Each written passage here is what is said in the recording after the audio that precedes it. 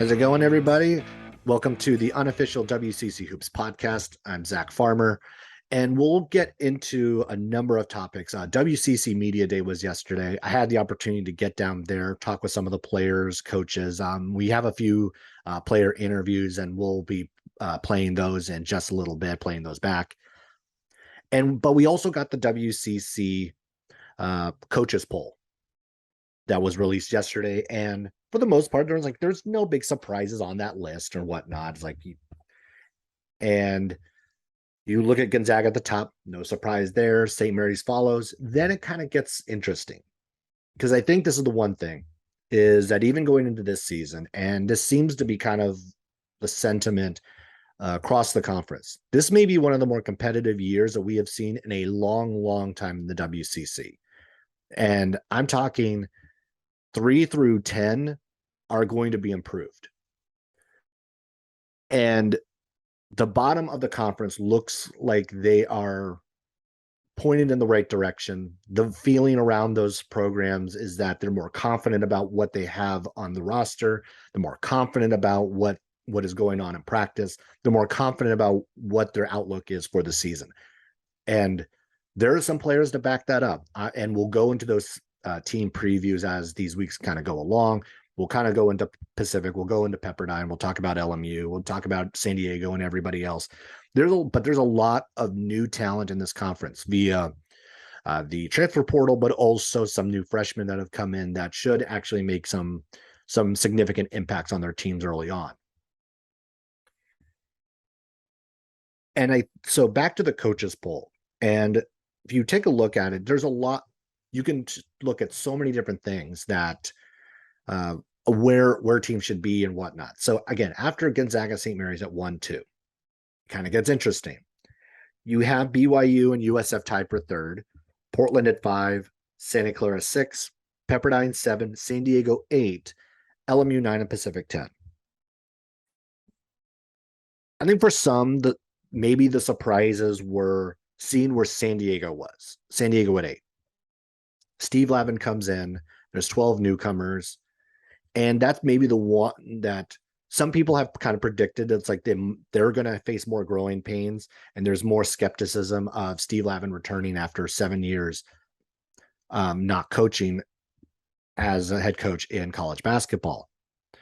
There's also a lot of talent on that team. And I think this maybe speaks to a little bit more of how the coaches are looking at continuity on some of these squads, because the likes of Pepperdine, Santa Clara, and Portland are all above a San Diego team that has a lot of talent and even has some Power 5 talent on it.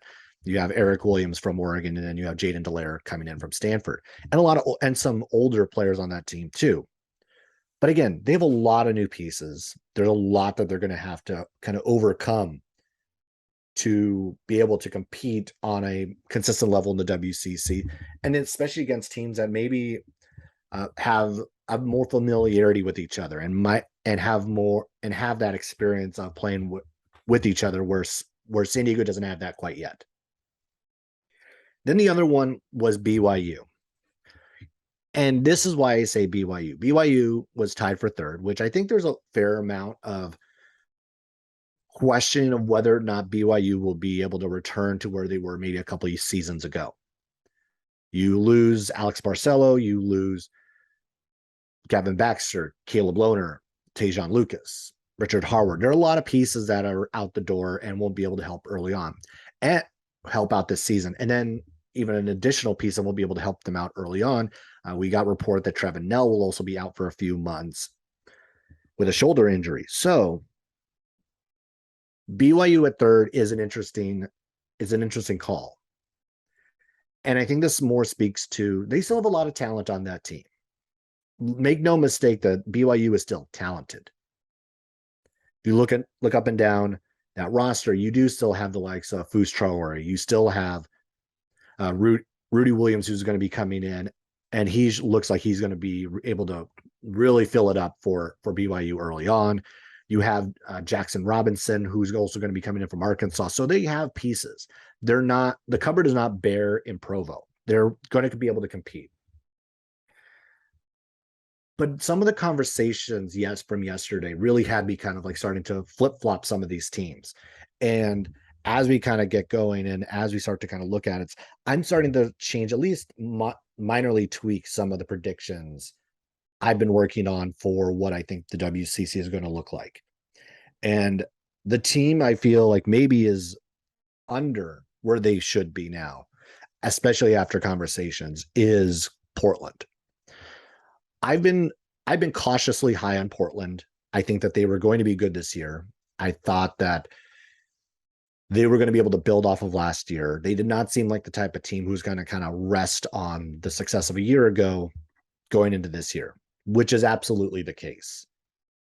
One of the quotes I thought was really great, and we'll hear from this player in a little bit, was from Tyler Robertson from Portland.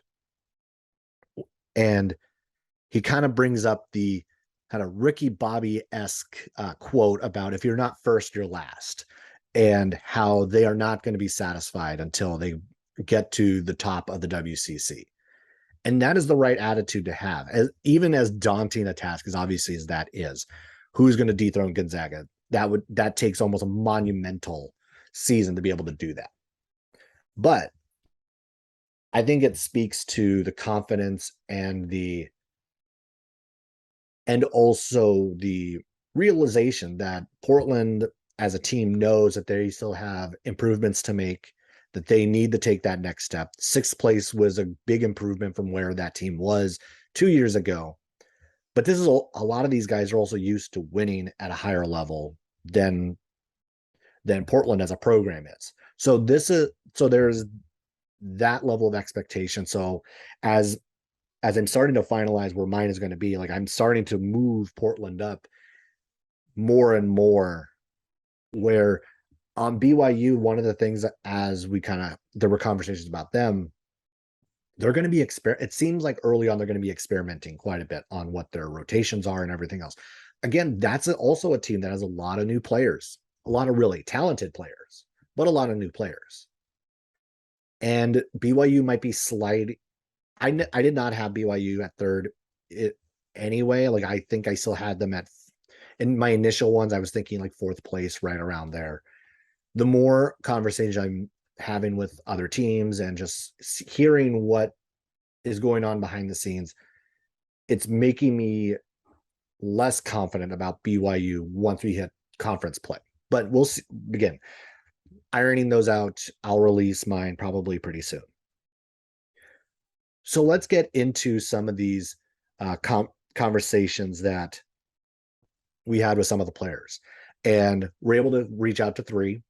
And so we'll go through those interviews right now. First will be Logan Johnson from St. Mary's. Then we'll get to Ty Roberts, one of the new guards at USF, and then we'll round it out with Tyler Robertson, the everyman, the Swiss Army knife over at Portland. I'm excited about that. I think we have really good practices. They're competitive. All right, we're bringing on Logan Johnson, one of the guards at St. Mary's. Logan, how's your summer been, and how was your summer, and what were you kind of up to? Yeah. Summer was good. I actually took some time to take care of my body.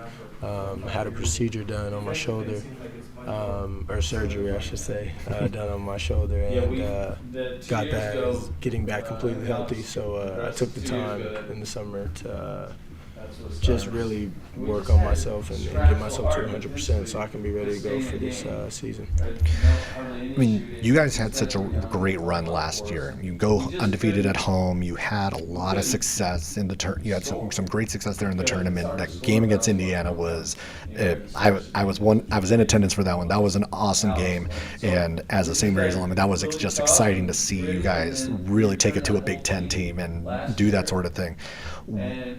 Kind of coming off of that, it was like, because obviously, like I saw you back in the hotel afterward, and you were really emotional after the UCLA game because it was almost like kind of this decision of what was going to be your last game. So what kind of went into the decision of returning to St. Mary's to make that choice?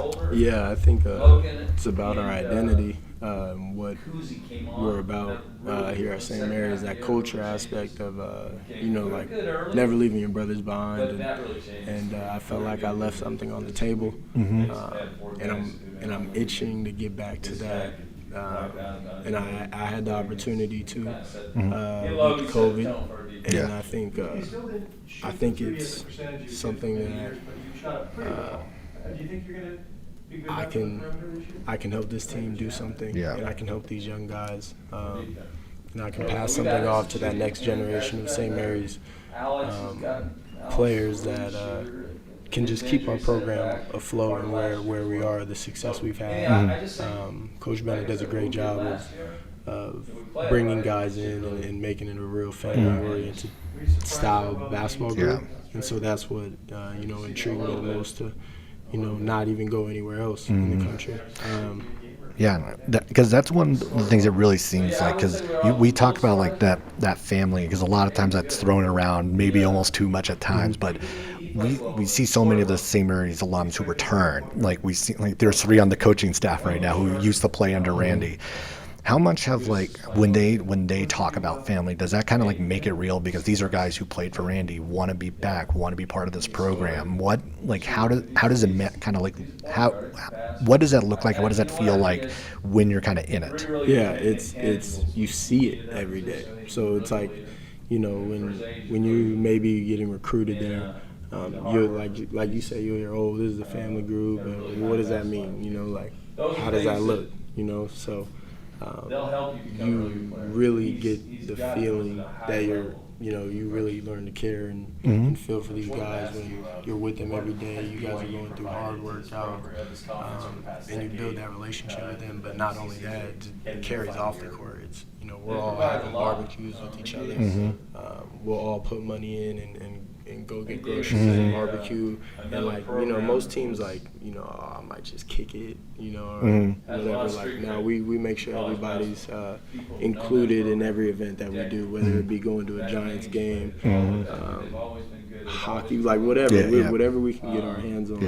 We go out there and we like to always include the whole group, so you really are never left out of anything. And that's why it's so easy to just, you see it every day. You see why players come back to this. So you see why we have 3 coaches on staff that played for Randy. Like, not only is he a great coach, he's a great father and a great leader, and leads his troops.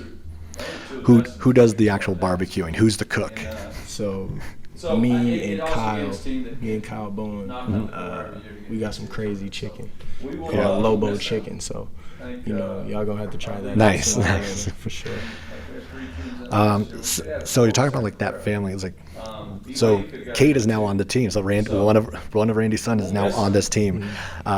Because he's coach's son, you kind of give him at least a little bit of a bad time early on, or kind of how has that kind of gone early on with him now on the court? I'm glad you brought up Kate, because I go at him every day in practice. I go at him, and the rivalry they provide. He just you can't break him. You can't break that kid, and you see why. He's been looking up to his dad, and he's seen what his dad has done here, and he wanted to be a part of it. And it's not something easy, but the fact that he's up for the challenge and he's not backing away from anybody or anything, you love to see it, and you see how he's going to develop, and he's going to be a really good player. I mean, yeah, that was a really good Campolindo team he was on. Obviously, like Aiden Mahaney was on that team with them. So, my brother was on that team. Oh yeah, yeah. That's a loaded Campo team. Did they win their section last year? I can't remember. So I believe they won the section. They lost, and they lost the game before state or state. One or the other, but yeah, they won 3 years before that in a row state. So they were a loaded team, and credit to their coach and their culture that they have over there. Yeah. So going into this year, I mean, obviously there's, I think, a lot of expectation of this team. Even internally, I'm sure you guys have a lot of expectation of what you guys are capable of doing.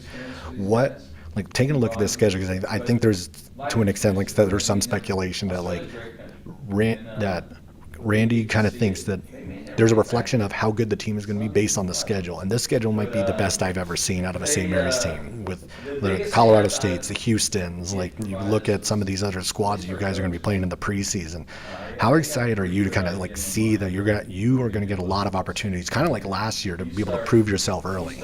Yeah, for sure.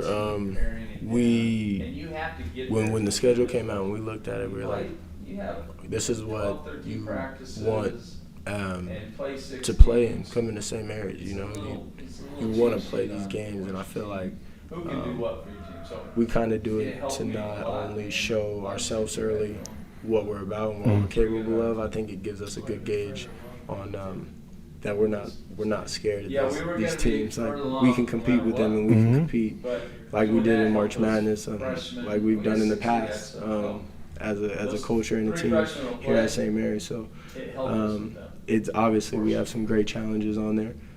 We have a lot of Mountain West teams that are really good. Mountain West is a good conference, and it gives us an opportunity to show up every night and really embrace our last year at St. Mary's. So I'm grateful for the opportunity and the challenge ahead of this year's schedule. Is for sure is a challenging schedule. It's probably been the most challenging schedule since I've been here, preseason wise. And looking forward to it. Yeah, and even in conference, it really seems like, even though like maybe a couple teams lost some key pieces. Obviously, like, you guys lost Tommy, and you also Matthias Tass also was out the door. But you guys seem to have reloaded. A bunch of the other teams in the conference seem to have reloaded, because it seems like the bottom is now closer to you guys than they were maybe a year ago, and all the middle is. It seems to me it's like this is going to be maybe one of the toughest conference years that you guys have seen. Yeah, for sure. And our conference has done a great job of making this league really competitive. And obviously, it's what you want, because the WCC doesn't get all the credit that it deserves. But when you have Gonzaga in your conference and you get to go against the number one team in the country, that does something, to your confidence. When you can see that you can play with guys like that, it does something for your confidence. It does something for your team's confidence. And so they've been leading the way for a long time, and I think St. Mary's been right behind that. And I think a lot of teams are really making that next jump into making this conference a real force to be reckoned with. And I said it last year. Early on we had we had 25. We were 25-0. The top 4 or 5. The top 4 or 5 WCC teams were 25-0 in the first half of the season. So that's impressive in itself. And so to see this conference reload and kind of get that, okay, well, we're losing these guys on each team, and people being able to be like, oh, well, the WCC is actually a really good conference. I need to jump into that, or I need to get there. I think we've done a great job of doing that, and I think we'll continue to. Yeah, I think a lot of teams did really good in the transfer portal. And some of the new guys that are going to be coming in next year and the following year who are signed are really exciting across the conference. So I think that'll actually do it. Thanks, Logan, for taking some time, and we'll see you back in Moraga. Yeah, thank you for having me. All right. Bring it on. Ty Roberts, one of the new guards at USF. Hey, Ty, how's the first season been going? Like, how was training camp? How's your summer? Like, how have you been? I've been great, man. Summer's been great. Preseason's been great. It's been real dope because, like, I'm a Sacramento guy, so I'm from Sac. It's close to home. Like, in the summer, on the weekends, I just go home, see my family every now and then. But basketball-wise, it's been good, man. I felt like I just fit right in since day one. Just came in, worked, try to get the guys together, try to be a leader. That's one of the challenges, though, being like a brand new dude on the team. Trying to figure out your role in the sense of, being a leader, helping the teammates understand, like, my experience. I'm an older guy. I'm a vet. It just takes time to build that type of trust, but I feel like it's going well. Yeah, and talk about, because it does seem like it kind of was like a little bit of a natural fit, because you come from a system where Kyle Smith was the head coach, and he was the head coach at USF, and even though there's been 2 coaching changes at USF since, it's been the same system. But you have some continuity here. Was that kind of one of the reasons that USF kind of made sense for you, or what was kind of like what made USF an ideal situation for you? Right. Honestly, yeah, like in terms of what you said, like once I started practicing stuff, a lot of the same things that I was doing at WSU was like exactly the same in terms of like practice and structure and stuff like that. But in terms of what made it like appealing is, I saw that they had success last year. They went to the tournament, and then they lost a big time piece of how they made it there, and I wanted to be a part of that, and it was close to home, so it just made sense to me. And there's a lot of pieces that come back from a year ago, and as you've kind of started to kind of like get a feel for your new teammates, and what's kind of stood out for you as far as like that kind of makes you excited for what you guys are capable of this year? Right. I would say the unselfishness. Guys. We move the ball. Sometimes we overshare the ball. You know what I'm saying? But that's a good problem to have, in my opinion. Everything just it flows and clicks at a certain pace in a way that it's just really exciting to be a part of. And as a guard, as a scoring guard, you know what I'm saying? That can I could be a part of that, scoring there, facilitate, lead, play defense. It's just really exciting to be a part of that. Yeah, and this is a team that does really want to like play up tempo and really get out. And it's like looking at a guy like Bouye, or like what conversation did you have before kind of like making the official decision? I'm going to go to USF. Like, did you talk to Khalil, or like who kind of like was the final who sold you on USF? Who sold you to make the move? I talked to Khalil. He reached out to me. I talked to JB too as well. I want to get his experience on it, his opinion. I would say like just a multitude of different like factors factored into me committing there, but that definitely helped hearing from the players, because at the end of the day, like, they're the ones on the floor. So just hearing that, just knowing CG was already been there, and he was the one facilitating the offense in the first place, and now he's the head coach. I was like, it just makes sense to me. What's been some of the off court stuff that you've kind of like been able to kind of get into in San Francisco? Obviously there's a lot to do in San Francisco. Right. Like, so what have been kind of some of the things that you've really enjoyed to kind of like experience or get to do so far? So my sister and my niece actually live in Daly City. Okay. So in my free time, like, I go over there, hang out with my niece and stuff. She just turned 2 this summer. Oh, nice. And then I'm big on like farmers markets and stuff like that. So they have a bunch of those out there. Every week I'll hit the farmers market, maybe go to Japantown, get some ramen, just dope stuff to do out in the city. What's kind of at the farmers market? Like, is there something specific you're looking for? Like, what's kind of like your go-to when you're there? Do you have a plan for them? R1 pluots. Oh, pluots. Yeah. Those are fire. So I always get like some type of fruit. Then I go Fort Mason Farmers Market. So they got these like breakfast burritos, super fire. Got to get one every time. And then like the fresh orange juice. Those are my go-tos. Nice. Nice. As you've kind of like started to reacclimate, obviously Pullman is very different from San Francisco. I'm sure, like, actually weather-wise, it's actually probably been a lot better. Like, obviously summers in Pullman are probably really nice still, but now you're not going to have to deal with the Pullman winter. Yeah, that's different. It's different out there for sure. So, as you kind of like have gotten acclimated to this conference, obviously you like have some familiarity because Washington State has played some WCC teams over the course of the last year. But as you've kind of entered in, you're looking at the conference as a whole. What do you kind of see like that this team is going to be capable of doing in this year, especially when it looks like that everybody has kind of stepped up their game from a year ago? Yeah, I would say I think we'll be really good at getting teams in rotation. I think we play so fast. Like, even in the half court, we play so fast, and our guys cut so hard that defense has to respect that and react to that. We got too many threats, and guys cut with so much intent that it's just gonna formulate for something where if this guy's not open, he's open. You know what I'm saying? If attention's on him, we got 2 other shooters right here. Or if shooters aren't hitting, we got bigs down low that could also facilitate but get to it when they need to. All right, now we're moving on to the Pilots. We're bringing on Tyler Robertson, one of the forwards for the Pilots. Tyler, how's your summer been, and how's it been going? Summer was good. I was able to go home to Australia for the first time in about 2 years due to COVID. So it was awesome to kind of get home, recharge, and see some family. And then coming back here to see the guys, welcoming the new guys we're getting in this season, and just connecting with everyone and building day by day. It's been a fun summer. I'm excited for this season to come around.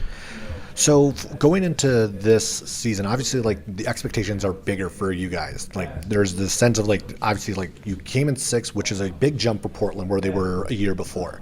So what what's kind of the vibe going into this year versus maybe where you were at the beginning of last year? What's kind of the vibe with there at this point? I think just with returning as many guys as we have, it's obviously a big jump from where we were last year to here today, and so just getting everyone to gel together, continuing to build on our offensive and defensive schemes. We know we've got a tough preseason, especially playing in that PK 85 this year. Mm-hmm. Incredible opportunity to play against some top tier teams within the nation. But yeah, I think we're leaps and bounds ahead of where we were at this point last year. But like I said, we're never satisfied with being sixth place. To me personally, it's either you're in first or you might as well have come last, because you want to win all the time. Mm-hmm. And so we were never satisfied with coming sixth. Obviously, we knew we made a big jump for the University of Portland in the community, but we're never satisfied. We're hoping to move forward again this year. And I think that's a lot of the expectations around the conference, where maybe like last year there was kind of the surprise of like, oh, Portland jumps from 10th to 6th. But now it's like you guys have, I think, especially toward the end of last year, kind of solidified yourselves that, oh, this team is coming and this team is going to be good. And again, as you pointed out, everyone comes back and everything else. So have there been conversations in-house about just like the idea of like, you're not going to be surprising anybody this time around, because now you have now there are external expectations, not only and not just the ones that are internal. No, definitely. We've talked about that. You know, we're not really going to be an underdog in too many games this year. It's going to be a lot closer than what typically University of Portland had in their games. But we're excited. Obviously, we get to play those top tier teams a few more times than we did last year. So people are going to see that it wasn't just a fluke season. Pieces we've added, guys we've got coming back. It's going to be a fun year, and we're hoping to scare a few teams that aren't expecting it. And thinking about like some of these top tier matchups, because you only got to see St. Mary's once, you only got to see Gonzaga once. What were you able to kind of take from the matchups you did have with those teams, and how are you kind of like applying some of the things you could learn and take it into this year? I think over the last probably 5 to 10 years, Gonzaga's played with incredible pace. They get up and down the floor really well. And that's a big thing for us this summer, was just being able to get up and down and be better conditioned than we were last year. Obviously, we had 5-6 guys that were really playing majority of the minutes. Yeah. But we know we're going to be a lot deeper this year, like St. Mary's has over the years too. And so I think just adding depth and playing a little quicker is two key things that we took from both of those teams that we try to implement this season. So what's been the kind of the off-court transition to going to Portland? Like what have been some of like the team activity? What do you guys have kind of gotten into? Obviously, like there's still some kind of slow transition getting out of the pandemic and everything else. But what have been kind of like what does the team do to kind of relax or to like unplug? For me personally, coming from Cheney is a big change to University of Portland, so there's plenty more for me to do. But we've had different team activities, like going on hikes together. We've gone paintballing together. A lot of the guys live together, and so we got like 3 or 4 different houses that a lot of the guys are in, and so you get to be around your teammates every single day. And with the amount that our team's locked in with getting in workouts and stuff like that, you see everyone almost at every hour of the day. And so I think it's been good just to be able to have that transition for everyone to get to know each other a little quicker than most teams probably do, and I think it's going to show on the court with that chemistry. Who's the best shot in paintball? Well, biasly, I'm going to have to say myself. But I'm trying to think. Big Joe was pretty good. Mike was pretty good. Legs was actually surprisingly pretty good. He was on my team on one of the times. I accidentally shot him, so it's a bit of friendly fire. But no, I'd have to personally say me. I can't go anyone else. Was that something you would do back in Australia, or was that something you kind of like started doing when you got here? I mean, I played semi-professional back home before I came over, nice. And so we did different team activities, and obviously getting to travel, you get to be around the guys a lot more too. So between doing team activities and getting to travel as much as you do during the season, you become close as quickly as anything. So, you know, it's been good for our guys. We got new guys. Some of them are a bit quiet. Other guys are loud and talkative, and it's been good. And I'm really excited with the group that we've got. And talk about some of the new guys, because there are some really nice pieces that are coming in to really kind of like bolster that front line that was kind of a little shorthanded last year. And then, so who are you kind of excited by, and like how are like the new guys integrating into the system? I love every piece that we've been able to add. I mean, you've got Vukashin from Maine. He's a He's a really good one-two. Can really shoot the ball. Can play different positions. You got Big Joey from Milwaukee, Wisconsin. He's just a big body, which is something we didn't have last season. Yeah. You've got Wyatt. I can't remember where. I think it's from Snow. He's a knockdown shooter. He played at BYU, played at Utah Valley, so he's been at the high level and knows what it takes. And we've got a few freshmen. Juanse from Argentina, he can really shoot the ball. And then you got my fellow Australian, Bol Deng Dit. He's a really talented guy, and obviously we're going to have people battling every day. Competition's really high every day because we've got so many guys that could play this year. But yeah, I'm just excited with every piece that we've been able to add and all the guys that we've got come back. It's going to be a special group. Yeah, I'm really excited to kind of see what you guys are able to do. You guys were exciting last year. It's better. The conference is better when Portland is better. So I'm excited to see it. Thanks, Tyler, for taking some time, and I'll let you get back to your media tour today. Thank you very much. Go Pilots. So I want to thank Tyler, and Logan one more time for hopping on yesterday while I was going through all those interviews, and it was great to be able to chat with them and catch up and be able to kind of peel some of those layers back as we get to see a little bit more of what we should expect at those schools. Definitely want to try Logan's barbecue. Gotta get to that. And then apparently the paintball champion that is Tyler Robertson. So watch out for him on the field. So let's dive into some of the teams a little bit more, and I'll do a quick note on each of them from yesterday. And this is in no particular order. I'm just as I'm going through my notes. St. Mary's. This team is confident. They are focused and they are locked in. They feel like to me that last year was just the building block. Last year was just a piece. And it makes me more confident after hearing them talk yesterday that we should expect even more from St. Mary's this year. USF.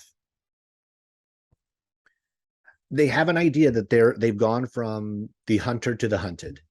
Now having gone to an NCAA tournament, now having that experience, the expectations have changed. And they're aware of it, but it seems like they are very much open and ready for that challenge. Khalil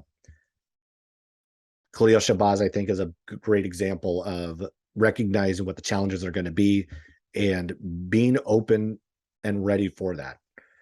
They're confident.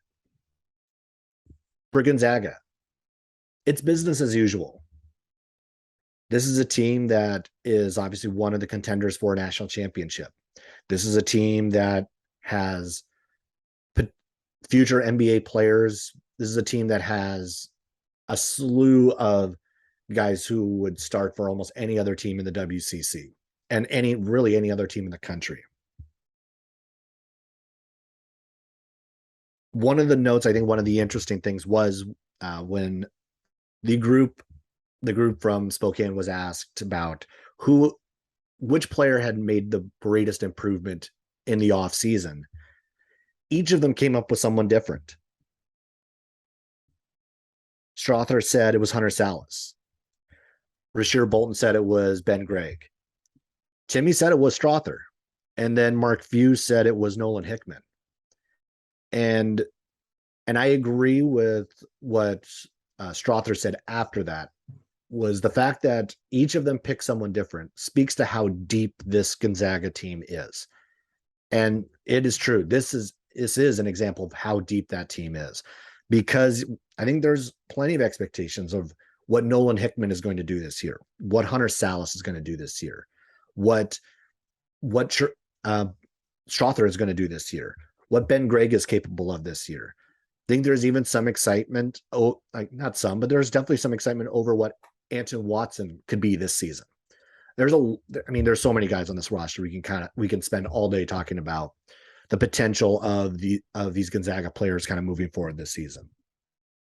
And then also for Drew Timmy's podcast, that was also talked about a little bit, and that it wouldn't always be about basketball. And maybe this is not the greatest of timing when he made the comment that he likes Draymond's podcast in the wake of Draymond having punched a teammate, punched Jordan Poole at practice.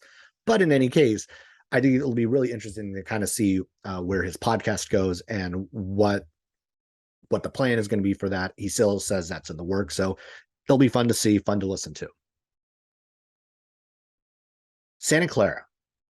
So for Santa Clara, I'm going to actually leave this with a clip because I think this is one of the things that I've already mentioned in this podcast. Many others have also said that this may be the most competitive this conference has been in a long time, and that this conference is and should be recognized as one of the better conferences in college basketball. And if there's any, and there's one thing from hearing it from me, hearing it from whatever reporter, talking head, whatnot, I'm going to let Herb Sendek actually tell you why this is and why there should be higher expectations, increasing expectations of the WCC. I mean, I think in the basketball community,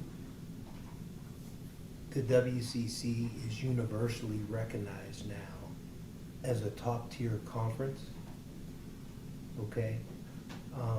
With the quality of coaching and players, the competitive balance, the high level of excellence at the top with Gonzaga. And so I think if you talk to anybody in the basketball community, they would, you know, they've already advanced past the narrative of the WCC, you know, improving, coming up. They recognize where we are. That doesn't mean to say we're not poised to take yet another step collectively as a conference. We are. I really believe that will continue to happen. But if you look at the metrics, if you look at the numbers, and you couple that with what your eyes are telling you, the basketball universe recognizes that this league is a top tier basketball conference and can be competitive with any conference. Herb, I think, says it all. That the basketball community knows how good the WCC is, how good and competitive the players are, the coaches are. I mean, there was the coaches rankings came out from Busting Brackets, I think it was last week or so. And the coaching list, it's like there's 6 top 100 coaches in the WCC, and a good number of them are probably underranked. I think Shante Leggins, who I think was 131 on the list, if Portland reaches the success we think that they could have, he'll easily be in the top 100. I have no doubt about that. This conference is not coming, quote unquote. It's already here. We saw it last year, how competitive and difficult WCC team matchups were for other conferences, even power conference teams. I mean, you point to Santa Clara as a prime example in their win over TCU. And yes, TCU was not playing at its best at that point of the season, but doesn't matter. A win is a win over that team.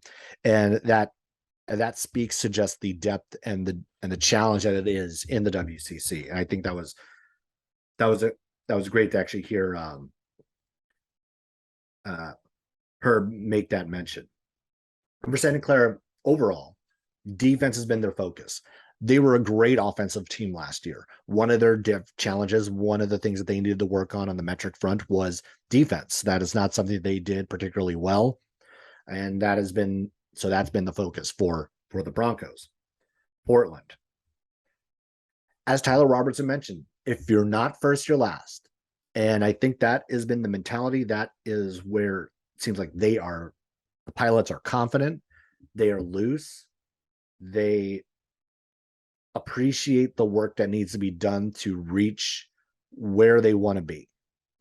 And you got a lot of guys returning from last year, a lot of guys who were bought in to this idea, again, of buying into the program. These guys came with Shante Leggins a lot of them came from Eastern Washington. And you see just the mentality and the toughness that those guys have coming in to Portland, and they've been able to translate that pretty quickly. Mike Meadows mentioned it a little bit yesterday, of just the transitional difference of the competitive level between going from the Big Sky to the WCC on a night in, night out basis. And it took some time to adjust to that. But now that they have, it seems like they're ready to go. San Diego, they're still learning the roster. There are a lot of new guys on this team. Got a new coach, new coaching staff. Everything is new in San Diego. And it's going to take time for them to gel. It's going to take time for them to get it together. But one of the notes that I think is interesting is the reminder that while they have a lot of new players, a lot of those new players are seasoned college basketball veterans.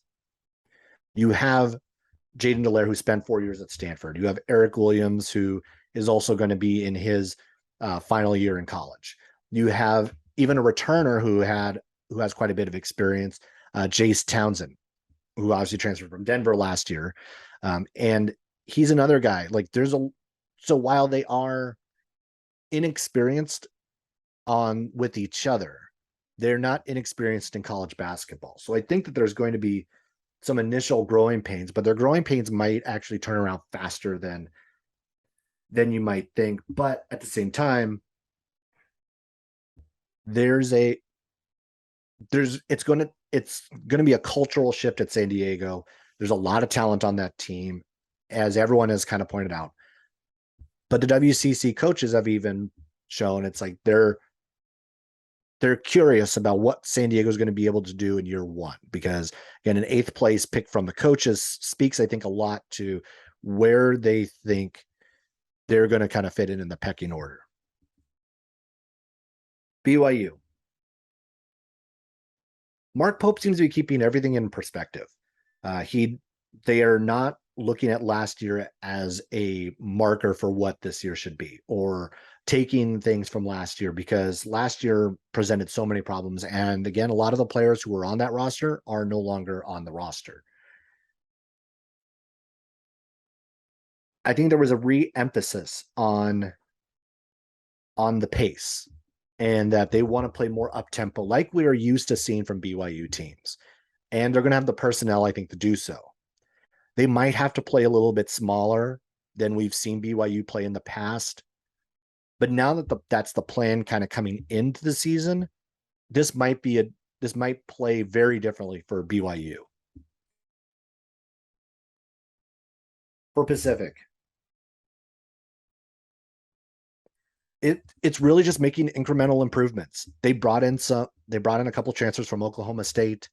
They are really starting to try to figure out their identity. And I think that's one of the things that we're going to see with Pacific, is they're going to reestablish this identity that we kind of saw during the Damon Sotomayor years. Because I think that's the one thing that really played well for Pacific, was that toughness, was that kind of grinded out mentality, which it seems like we may see again from Pacific kind of going into this season. LMU. The vibes in the locker room are better. There was a lot of looking at each other and pointing fingers a year ago. And that seems like that is not going to be as much the issue this year. It seems like the players have taken ownership. Actually, I'm not going to say it seems like. Players have taken ownership. Both Kelly and Cam Shelton mentioned that the players have taken more of the ownership of saying we have to be on the same page. We have to have buy-in, and we really need to be working towards the same goal together.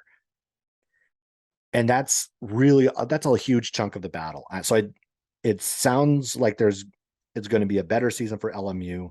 They have a lot of new guys and some shooters that are coming in that I think are going to really help them out. They're also going to be deeper than a year ago. I mean, you think about that they lost Jalen Anderson and then also Damian Douglas again for large chunks of last season. They were never able to get into a rhythm. And so this is a team, I think, that if they can be healthy, put it together, they'll be a lot better than they were a year ago. And then lastly, Pepperdine. Pepperdine also has had a little bit of a vibe check in the offseason. And it seems like now they also are all on the same page. You had a lot of players who were very successful at the high school level, who always won at the high school level. And they didn't do that all that much in their first season in college. The Mike Mitchells, the Houston Mallets, the Max Lewises didn't win much last year. The Carson Bashams. And the key, the one word I think they have been hearing all off season is defense. And Lorenzo Romar kind of talked about it a little bit yesterday, that it's not going to be an overnight change. You can't flip a switch on defense. It's going to be an incremental process. We're going to see improvements on the defensive front from this team, but they're still going to make mistakes. They're still learning how to play defense at this level as a team. And then there's also going to be some guys who are coming in that really, really should be able to help them out. One of the guys I think that's going to be really exciting to kind of see is going to be it's going to be Porter, who is Michael Porter Jr.'s brother. And so this is going to be a group I think that's going to be very interesting. I think they're going to be exciting to watch and really get to see what Pepperdine can do with another season. The sophomore core is incredibly talented. It'll just be really exciting to see what they can do going into this season. And then I'll just leave on one final note from WCC Media Day that this is a conference that seems poised, as Herb Sendek said, to take that next step. Gonzaga seems like Gonzaga, we're just waiting for the moment when they win a national championship. St. Mary's looks like it might be ready to take that next step as well. BYU, we know, is out the door next year, and there's going to be a lot of transition in that program. But they also are looking to kind of reinvent themselves, or refine themselves, I should say, going into this year. The Pepperdines, the San Diegos, the Santa Claras, the USFs are all looking to take a next step. The LMUs are looking to be vastly improved from a year ago. Pacific is looking to refine itself as well. These are everyone in this conference seems like that they are more confident than a year ago. And for some of these teams who had a lot of success just this past year, that says a lot going into this season, where teams are going to get battered and bruised in conference play. This is going to be one of the more fun, more competitive years I maybe have ever seen in the WCC, and it's going to be exciting to watch. All right, well, that'll do it for this episode of the Unofficial WCC Hoops podcast. Be sure to subscribe on your favorite streaming service, or hop onto YouTube and find it there, Unofficial WCC Hoops podcast. Follow me on Twitter @postbyzach. And with that, I'll get out of here. Have a good week, and I will catch you later.